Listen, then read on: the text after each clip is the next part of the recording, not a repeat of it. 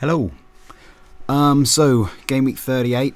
Thought I'd make a video, try and figure out what we're going to do. I've had a little look back at game week 38 history over the past 5 seasons to get a sense of a few things. One of the conclusions I've come to is this whole idea of narratives. Who's got something to play for and stuff might be a bit overstated, I think. So I'm going to go through that. I've kind of changed my tune on that a little bit. And then also rotation as well, I think might be overstated. I've looked back through what happened last season and the kind of rotation, what people had, what teams had something to play for, and the kind of rotation. And that wasn't quite as much.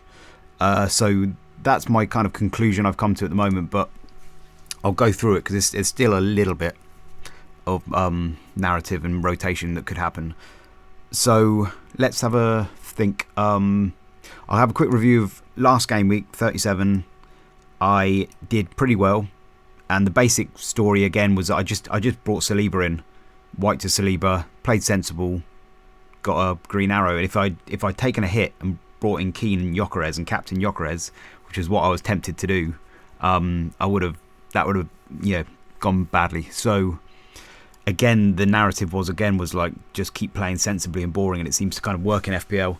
I don't know if this is always the case, but that just seems to be the case more often than not. I may contradict that this game week though, because at the moment I really want to bring in Osula for João Pedro, for Osula, and captain him maybe is part of what I'm thinking. So that doesn't sound super sensible, but it might be a degree, because my model has him as he's top. He's up here. He's top if you include his minutes as well, because some of these players have dodgy minutes. He's very high up there. So I like Osula, but I'll come on to that in a minute. So game week 38, the big questions are motivation and those narratives, who's got something to play for, and rotation.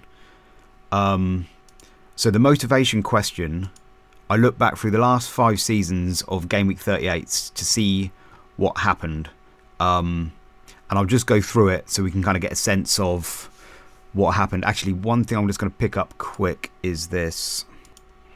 So people have probably already mentioned this, but game week 38 is historically the game week that has the most amount of goals. This I did ages ago. This is 2016 to 22. But this was the period, this was how many goals were scored each game week. And that was like the average, around about 2.7-ish. And then game week 38, the average is like way higher. So that's what normally happens. And in the last 5 seasons, why didn't that pop up? That one. Nope, it's not happening. Sorry, one sec. In the last 5 seasons, last season, it was actually 2.4, which was below the kind of 2.7-ish average. But every other season other than that, it was like 3.7, 3.3, 3.9, 3.1.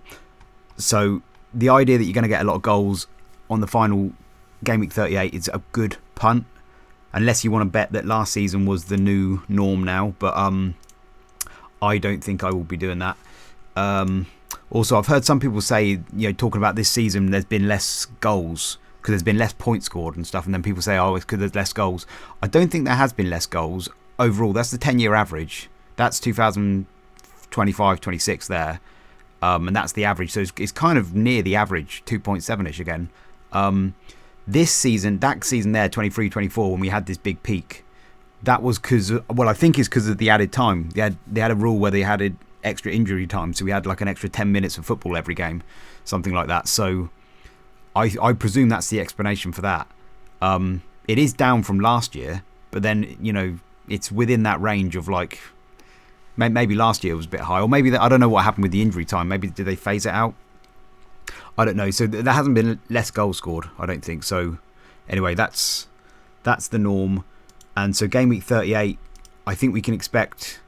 I'm expecting a lot of goals, probably. There's also the heat as well, which is a factor. It's going to be relatively hot this weekend.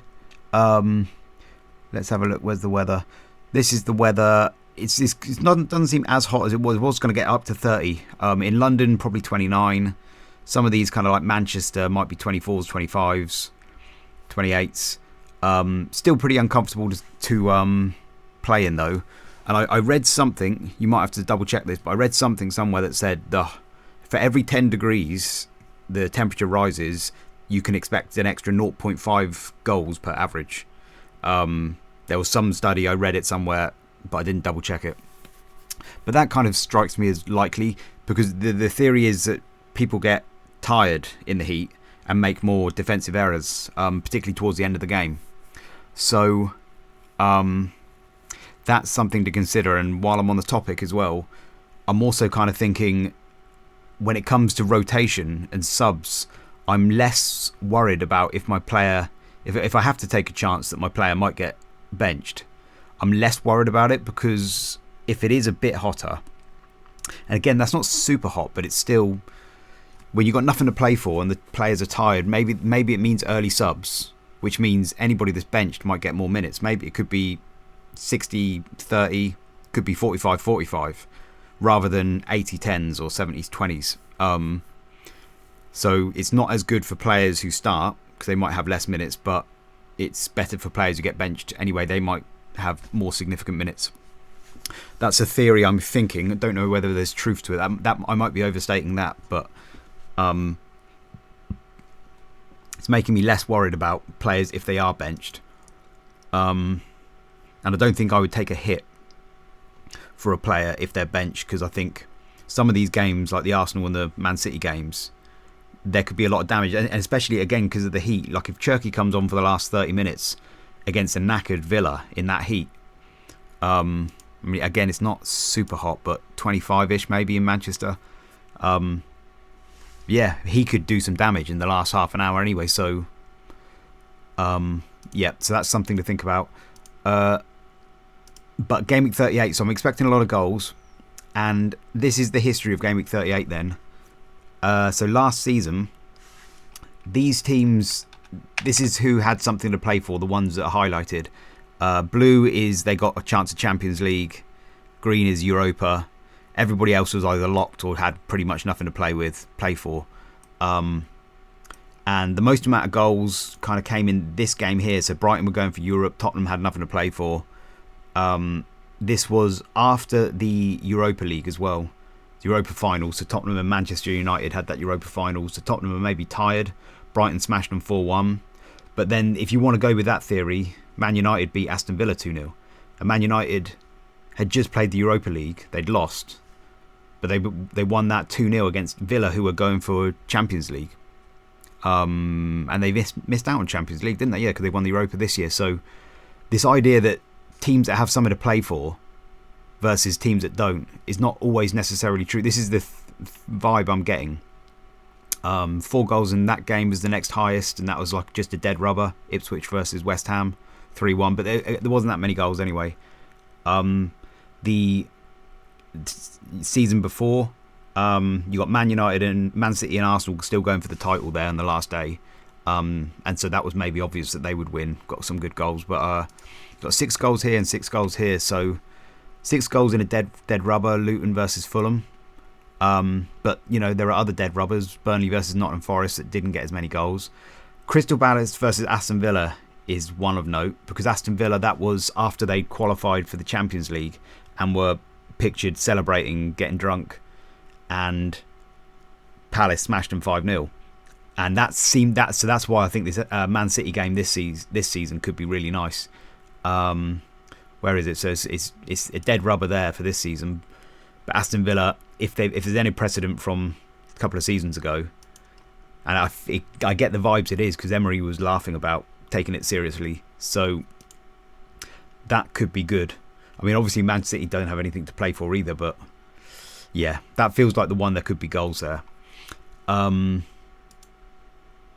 So yeah, there might be little narratives. That one's maybe fair. But let's have a look. 6, and then this one had 6 goals.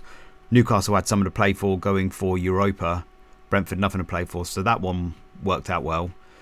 And then these guys going for Europa. What's the green conference, that is? He's going for Conference League, and then these guys are going for Europa. and they got their wins.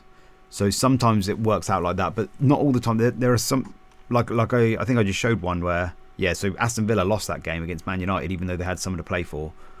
And I think there are other examples I've seen where teams with someone to play for have lost.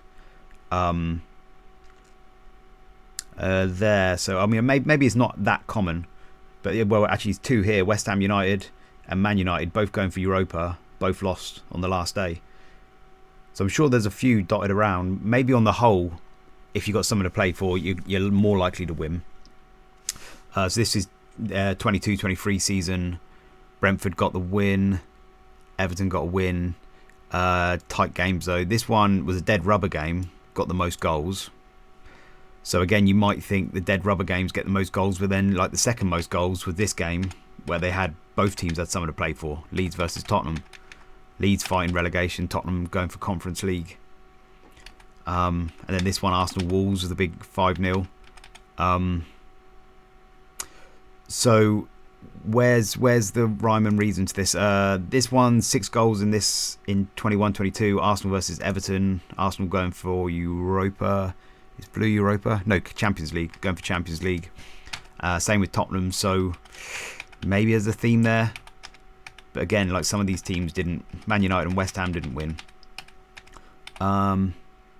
Not huge amounts of goals here. Man City versus Villa, 3-2. Yeah, by the way, though, so some of these are repeat fixtures as well. So Man City Villa, that's been a Game Week 38 fixture before. Man United Brighton have played each other as well before, a couple of seasons ago, and Man United won that 2-0. And by the way, what's his name? Bruno got subbed off at 60 minutes in that game. Just throwing it out there.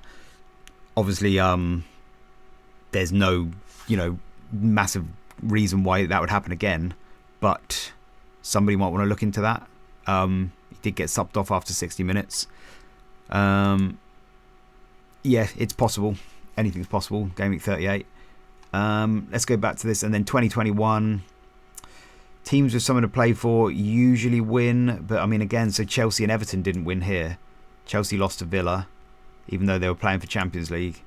Everton lost to Man City. Hard game, though. But, so, yeah, I mean, maybe some of those are expected. On the whole, if you've got a team with someone to play for versus somebody that doesn't, you would expect them to do better. But not all the time. And the most amount of goals, I mean, these goals, the most amount of goals came in this game where you got two teams with someone to play for.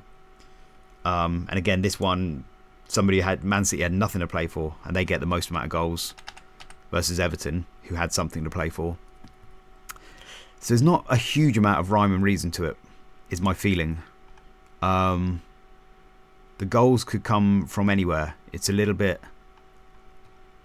hit and miss. So for things like me thinking of going for Osula, I quite like that, because some people might think, well, it's Newcastle away and they've got nothing to play for. Newcastle away, got nothing to play for, so maybe there won't be goals there. But I'm kind of thinking there could be goals there. And really, the narrative I'm building in my head, which perhaps I shouldn't, but I'm hearing that Marco Silva might be on his way out. This might be his last season. Harry Wilson seems like he's been linked with Villa and maybe some other teams, Liverpool maybe. He seems like he's not been playing that well, and he's missed a couple of games now.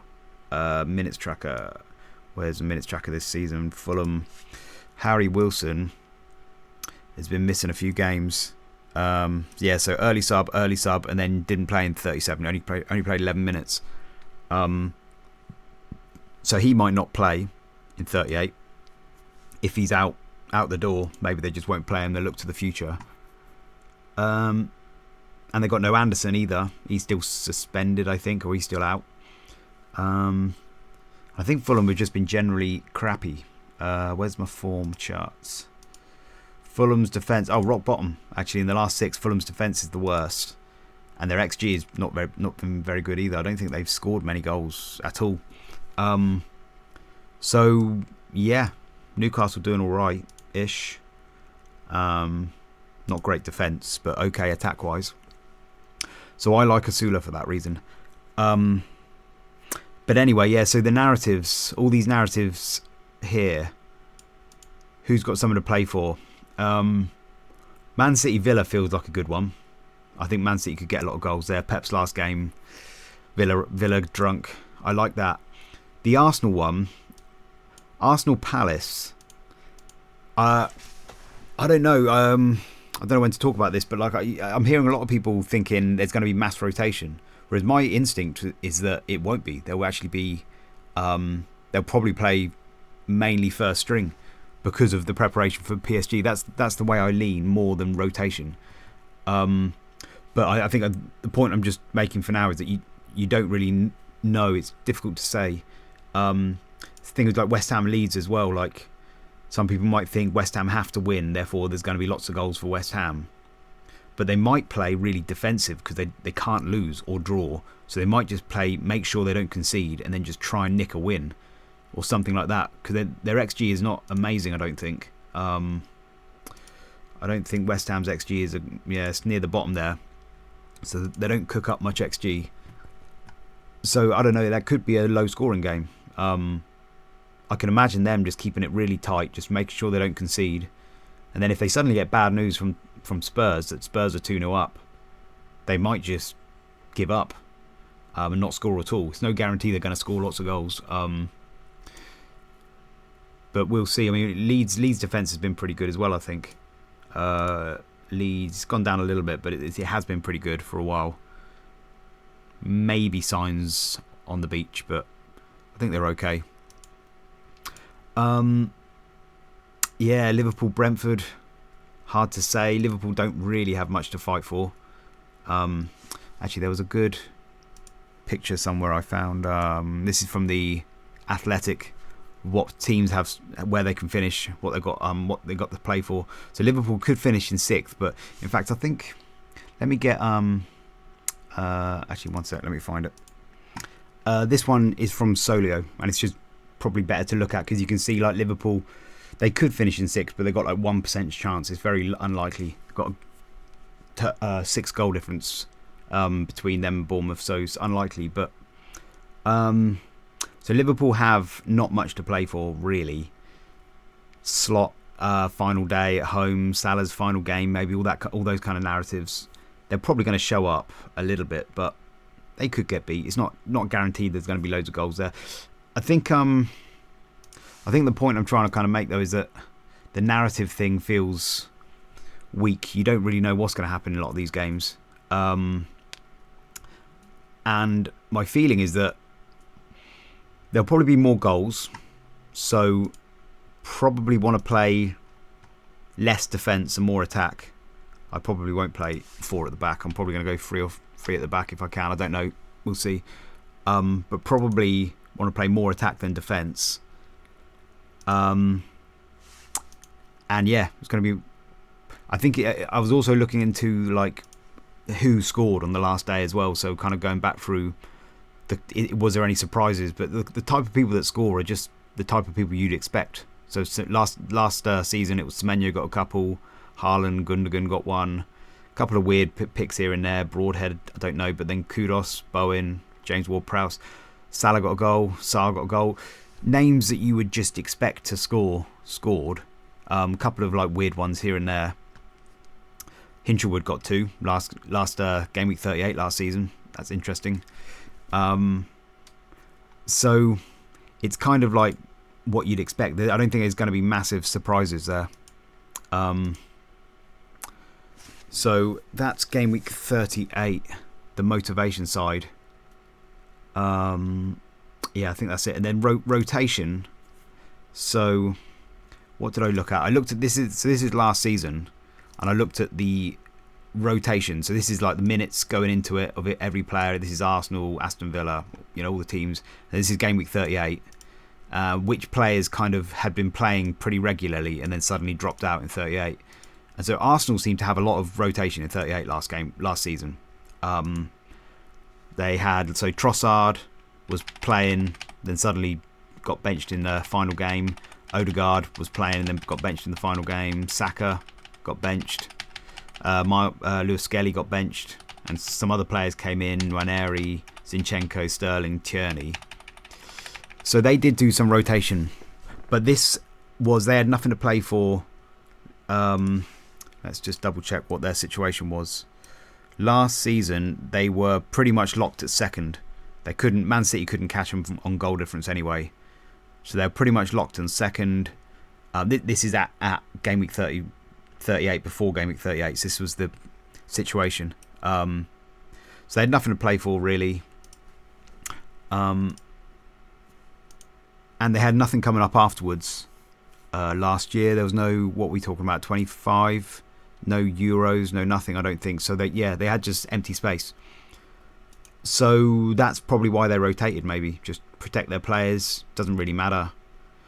Whereas this season with Arsenal, I may as well talk about Arsenal now, because I was looking at Paris Saint-Germain. So let's see if I've got Paris Saint-Germain here. That's Chelsea. Have I got them up? I might have to get them up. 1 sec. Let me go find it. So Paris Saint-Germain, last season, they won their league by about like match week 27, 28-ish. They'd won it quite a long way before this. But then here in the final game week, they actually played a full-strength team. And they had a week after that. So you got game week 33, and then there's a week space, then 34, then a week space, then the French Cup final, then a week space, then the Champions League final. They played full strength in the 34 game, which is not that one, this one. This is Dembele, Barcola, Kvaratskhelia, Neves, Vitinha, Ruiz, just basically full strength. And so it was a dead rubber game. They didn't have to do that. There's nothing riding on the line, but they played a full strength team there. Whereas wherever there was like 3 games in a week, that's when they rotated. So if you go back through all of here, they were just rotating. And in the Champions League games, they were playing. In the important games, they were playing the full strength. And then in the games in between, they were kind of rotating there with the second string team. Full strength there, second string, full strength in the Champions League semi-final, second string there, full strength, second string. And then it was just full strength, full strength, full strength for those last 3. Now, I've only looked at Paris Saint-Germain, but if I think about Arsenal, all they care about right now is that Champions League final. And I'd imagine they're quite nervous about it. They're going to be up against the best team in the league, maybe one of in the world. I'd imagine they'd be nervous about it. I know they're going to celebrate on that Tuesday night, and I'm sure Arteta will allow them to. But at the same time, if you forget, because the only thing that's different here is that Arsenal have found out they won the league in this week before game week 38, and so you're kind of thinking, well, maybe they're drunk and you want to give them a rest, and then they'll play in the final. But if you forget about that, if you're disciplined, you forget about the celebration stuff. They really ought to. Yeah, if they didn't have the celebration stuff, they should be playing this game against Palace. They should be. Because I would want to, if I was an Arsenal player, I'd be nervous and I'd want to test myself and pretend like Palace at PSG and make sure I'm going to be ready for it, rather than just having 2 weeks of like kind of waiting for the PSG final. Yeah, that's my instinct. Is like I would assume they're going to play again for the rhythm and to make sure they're really sharp and fit. And this idea of like protecting players, sometimes I feel like it's overstated. Like, players do get rested, but they're usually when you've got 3 games in a week, not when you've got a game every week. And when I did a London Marathon when I was younger, and when I was training for that, there was a sense of like you got to do a big run every weekend, so that when you get ready for the big run, you're ready. I mean, I think there might be I think you are supposed to have a 2-week gap before the actual big race, London Marathon. That might be the case. So there could be some argument there that maybe they would do better to have a rest. But, Paris Saint-Germain didn't. They come in, make sure they played that game. It was a pointless game, but they played it. I don't know. So I feel it's hard to say. I'm 50-50. Well, with Arsenal, I'm slightly more like, I feel like they're going to play, but I don't really know. And so a lot of my thinking has been trying to figure out, well, if I just assume players are like 50-50, I don't know whether they're going to play or not, and then can I make decisions based on that? Obviously, we may get leaks or make it easier, but if I start from a place of like, I'm a 50-50 with these players, what's my logic there? And I think part of my logic is because of the heat, because I fancy that there could be good minutes for players, even if they're benched, they might come on and do okay. I think I'm more inclined to play some of these players. So this was like this. If we get no news, this was, I think, what I was thinking of playing. If everybody starts, if I get news that everybody starts, I'll probably play someone like this. Saliba is probably last on my bench. So this is based on my model, and he just doesn't do defcons. Palace might get a goal. Yeah, he's last on my bench, I think. And I'm kind of spreading my bets. Hill against Forest away. Again, I think this is mainly based on my model. When if they all start, he's good, but he's just lower down than everybody else. And João Pedro he's actually, again, on my model, he's not that high. João Pedro, he's down here. 0.31 XGI in the last 6 is not that good. 0.57 for the season is okay, it's better. Obviously, he's had some good runs where he's had a lot of goals. So maybe he's good at converting. His delta is quite high, especially his assist delta. So he's maybe overperforming a little. But yeah, I'm not that hot on João Pedro, and I think Sunderland are going to be really up for that game. So what am I trying to get at? If everybody starts, that's what I'm thinking, but I don't know if they're going to start.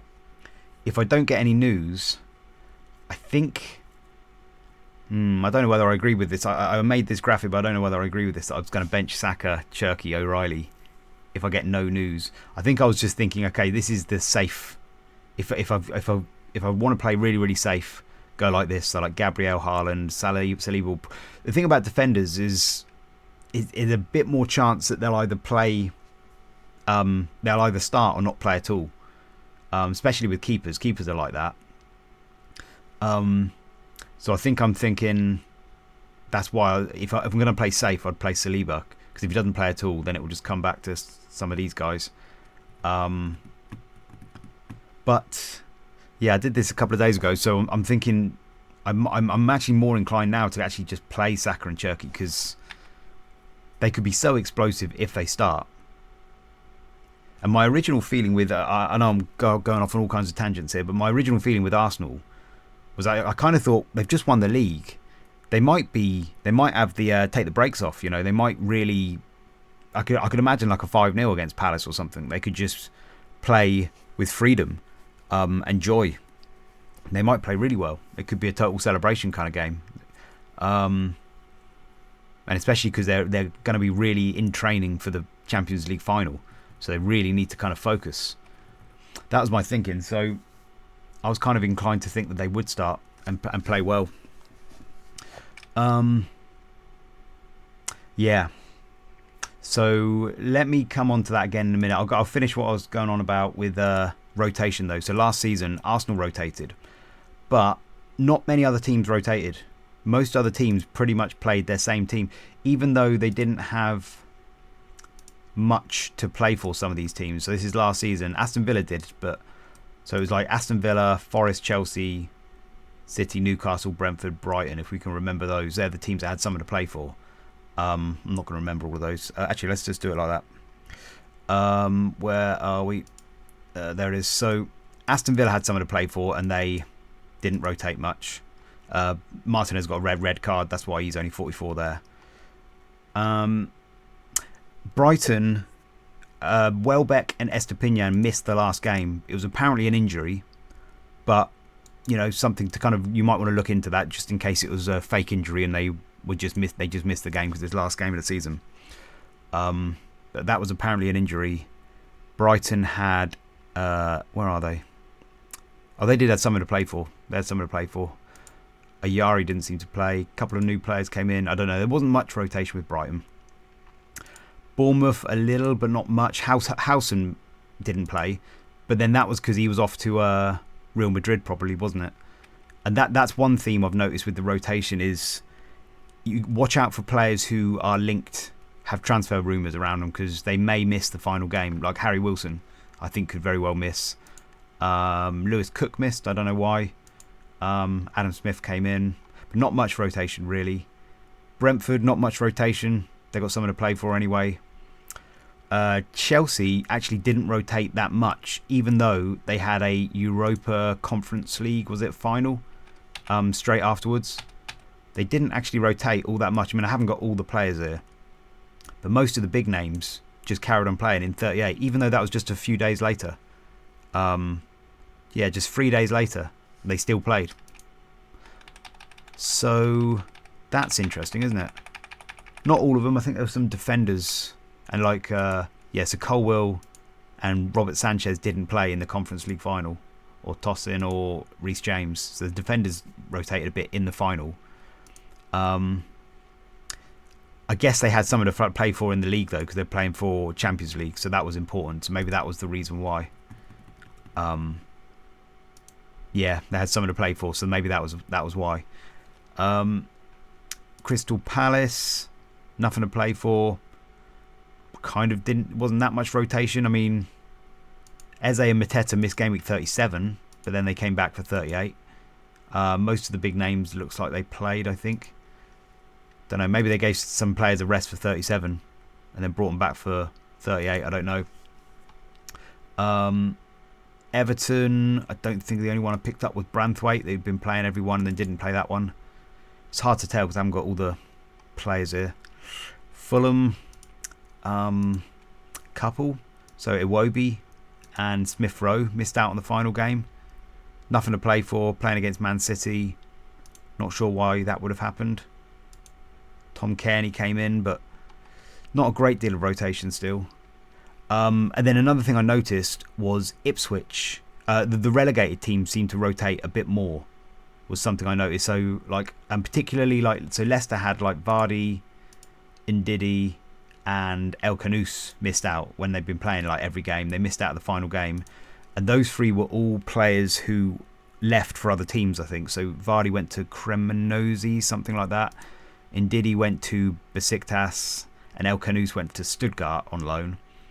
And so that's something to be cautious about, I think, with the relegated teams. So particularly like this Burnley Wolves game, if there's any players in these teams that are linked with moves away, or could be, so it's going to be like the star players, maybe Zian Fleming, I don't know if he's linked with Anthony, is it Jaden Anthony?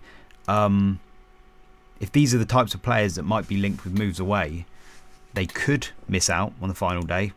Because the relegated teams seem to have a bit more rotation, and this one, Ipswich, it was the goalkeepers. They did a goalkeeper switch on the last day. So I'm kind of thinking with Leeds and Darlow, could Darlow miss out and just let Perry have a run out or something like that? I don't know. But there could be some goalkeeper switches on the last day. They don't matter as much though, unless you've got two goalkeepers that both get switched, because if Darlow misses out, Verbruggen will just come in, and I'm pretty 50-50 between those two anyway. The only reason I'm leaning towards Darlow at the moment is because I kind of want to spread my bets, and I think West Ham, I don't know if that would be a goal fest game. I think West Ham could play quite tight and just try and get a 1-0 controlled win if they can. Which is another thing about the Heat as well. I was reading that teams tend to kind of play more controlled, possession-based games when it's hot, because they don't want to be doing massive sprints all the time. Which you'd think maybe that's going to mean less goals, but apparently not. Apparently there's more goals, more defensive errors. But anyway, so carrying on, Liverpool. Konate had reduced minutes. McAllister got a red card. Konate just had reduced minutes, but I don't know what that was about. But basically everybody else just started. Everybody started. They didn't need to, but they did. Man City, they had someone to play for, full strength pretty much. Couple of rotations. The Kanji, and De Bruyne didn't play, But he had his send off there in 37, I think. Doku comes in, but then Man City are always rotating little bits like that all the time. Man United had a bit of rotation. Anana dropped out and Mazraoui dropped out, but other than that, everybody else played. And that was one where they just played the Europa League as well. So it was only a few days, 4 days after the Europa League final, and still most of their players still played by the looks of it. Kind of. It's a bit vague, but this is the impression I'm getting. Newcastle all just played, most of them, apart from maybe Gordon. Again, was Gordon out of favour? Well, I don't know. Gordon's been a bit like that. Nottingham Forest, everybody played. So another relegated team with like lots of rotation here.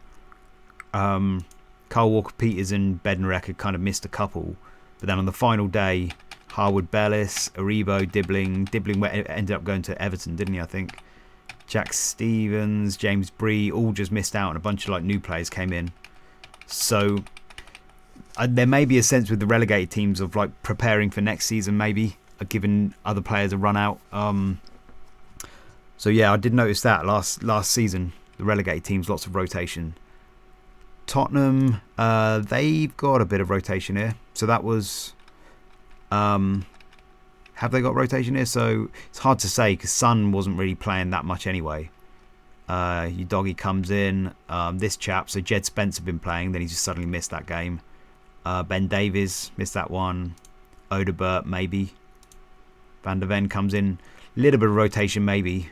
But again, that was after the Europa League, so Man United didn't rotate that much, but Spurs maybe a little bit more. And they lost as a result, potentially. That could have been what happened. West Ham have nothing to play for.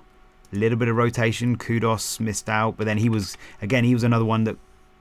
When did he go? Did he go in the summer? I think he did. Did he go into the summer to Spurs? So maybe that was another one where the transfer had been behind closed doors. They already knew he was gone, so they just didn't play him. Couple there. Soufal, Rodriguez didn't play, but he hadn't been playing that much anyway. Fulkrug comes in. So maybe little bits of rotation, but it's hard to say. And then Wolves, couple there. Bellegarde, Strand Larsen maybe. But he'd missed that one as well. I don't know. So that's it. So my sense is with the rotation is that it's not that much. The relegated teams seem to rotate a lot. Arsenal did, but then they had nothing to play for. And I do feel like they do have something to play for. They've got the Champions League, and they've got to get ready for that. So I think I'm more inclined to think that we shouldn't shoot ourselves in the foot, and we should just play our players because they could just play. I mean, Cherky, if I go by that logic, Cherky probably won't play if we were just carrying on because he looks like he's lost his place a bit. But Saka, Gabriel and Saliba will probably all play. Haaland, O'Reilly will probably play. So, let's talk about plans then. Concrete plans. What am I actually going to do? Darlow and Verbruggen. I think I'm going to play Darlow for that reason. Spreading my bets, and I think he could do well in that game. But doesn't really matter between those two anyway. Pretty close. Van Hecke I'm going to play. Hill I'm pretty sure I'm going to play, although in one of these iterations, if everybody starts, I was actually going to bench him. Yeah, because like Hill and... I want to play three at the back, ideally, because I think there would be more goals and less clean sheets. And if O'Reilly's going to play, I probably want to play Gabriel and O'Reilly. And then so, is it Hill or Van Hecke? Probably Van Hecke, I think. Although I suppose he is playing against Bruno there. I could play Hill instead. Let's just have a look, see what my model says about Van Hecke and Hill. Because I'd imagine a few people have got him. If they both start, Van Hecke's a little bit higher than Hill. Quarter of a point. Hill's got much better DEFCON rate. But Van Hecke's had 0.25 XGI in the last 6. So that's probably what's bumping his numbers up. He gets more yellow cards, same bonus rate pretty much. I think their chance of clean sheet is here. This is based on form, Game Week 38. Brighton and Leeds are kind of neck and neck.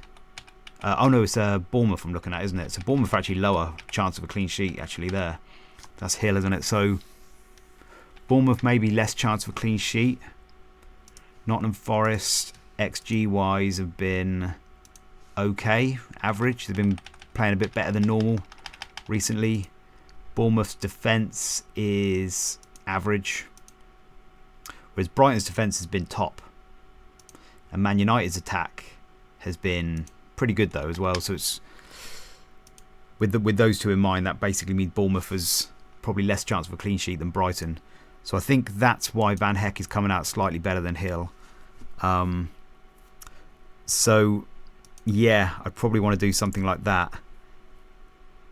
So that's if nothing else changes. Tav's fine. If I hear Cherky's going to start though, I'd probably play Cherky ahead of Tav. Because Tav just hasn't got much recently at all. Like he had a goal in Game Week 33 and then just nothing, and nothing before it either. So he's not really converting. I do think there could be goals in that game, but he's not been doing it great lately. Whereas Hinchelwood's had 3 in the last 4, Calvert-Lewin's had 3 in the last 3. So they're playing better. Let's have a quick look at João Pedro, because he was doing well, wasn't he, for a while? He had a big streak here where he was getting loads, and then he stopped. Blank, injury, or wherever he went to. I think it was an injury. Comes back with a goal and then a blank. So, and then he didn't play against Tottenham. So he's got a vibe about him as like he's going to peter out. Didn't get called up to the Brazil squad. Yeah. So I like the idea of João Pedro to Osula. And Osula is just, he's right up here.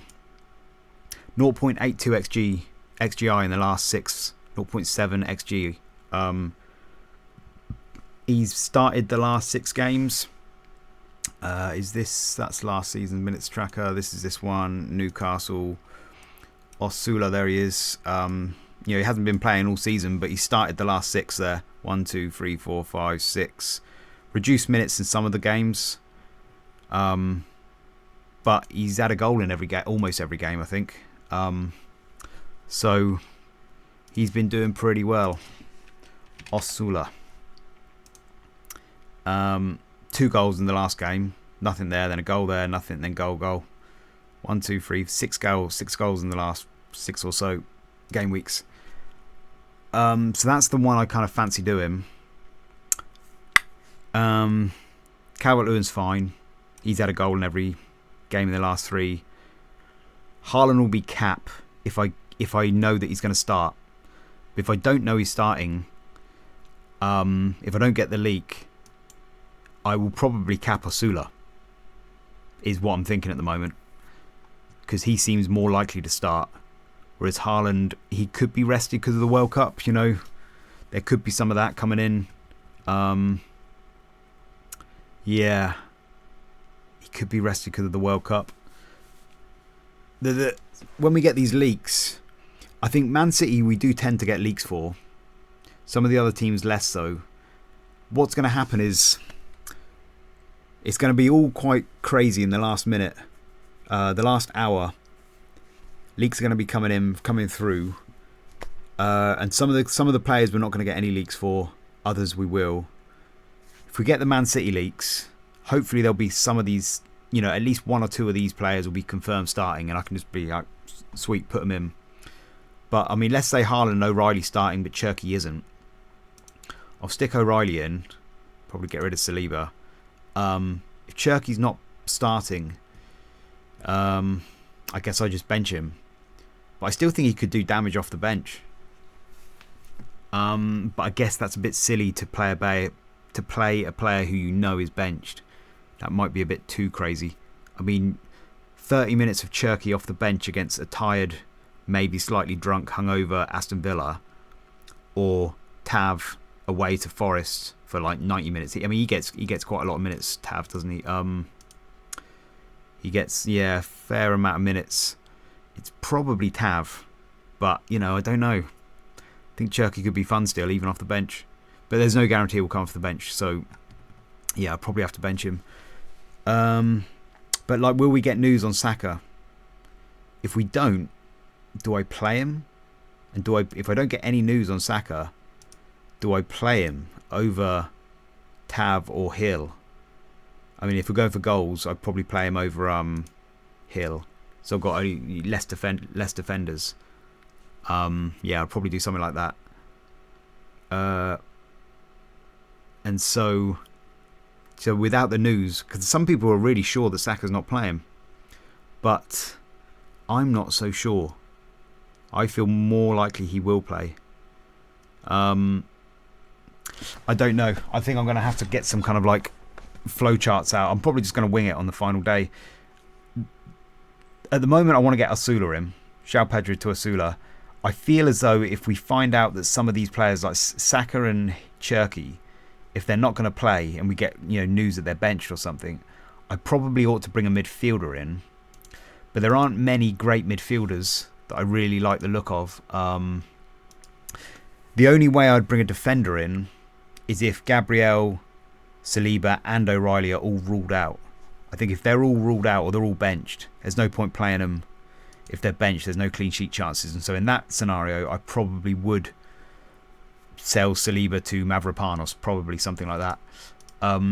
Let's just have a look at some options though. So, I mean, so this is with the minutes applied. So Osula is top.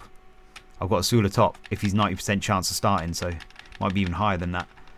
Bruno second. Could be a safe cap. Probably Gibbs White third and Bomo fourth. And Bomo's numbers might be slightly skewed though because he got like 2.5 XGI against Forest in the last game week. But if you want to think of that as just an anomaly, then his numbers are probably less than that. So, which I probably would. Gibbs White has been doing well recently. Just seems to be playing well. Not going to the World Cup though. Could it have been because he was trying to go to the World Cup and trying to get Forest up? Nothing to play for, maybe. Doesn't feel great to go for Gibbs White, but he's there.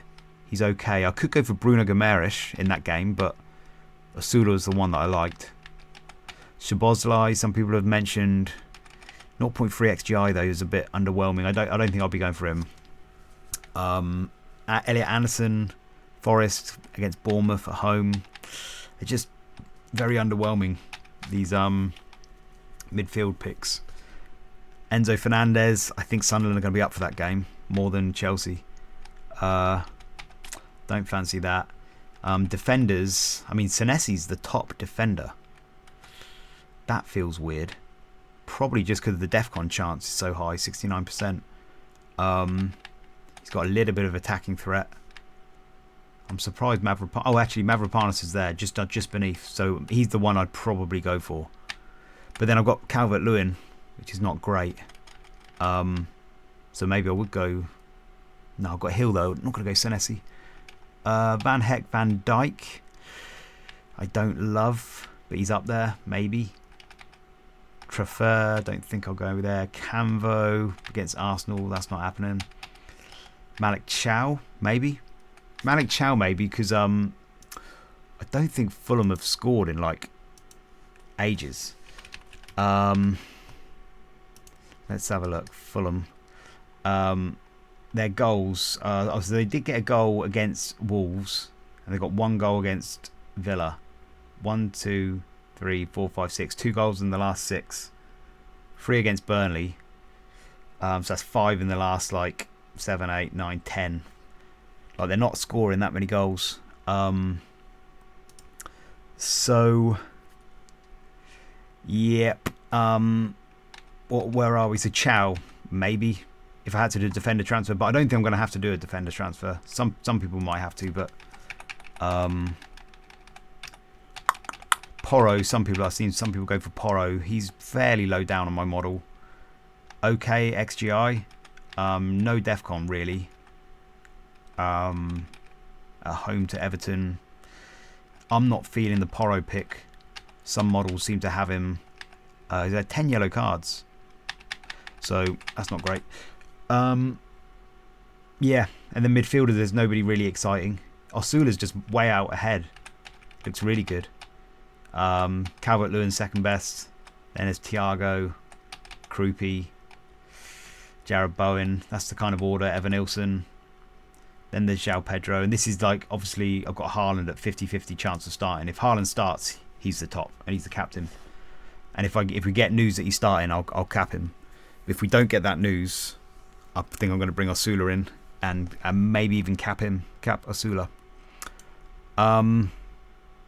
So, yeah, I meandered like mad in this video. I think that's it. Don't think I had much else to say. Go careful for site crashes. There could be site crashes, so it might be worth getting your plan ready, figure out what you're going to do, and try and go quite early. Yep, I think that's it. Bit of a waffly video, this one, I'm afraid. Yeah, I don't know what I'm doing. Free at the back. Try and play as many attackers as possible. Probably going to be goals. I wouldn't be taking any hits, because players, even if they come off the bench, they could still do damage. That's my thinking. If we get news that Saka's out and Cherky's out,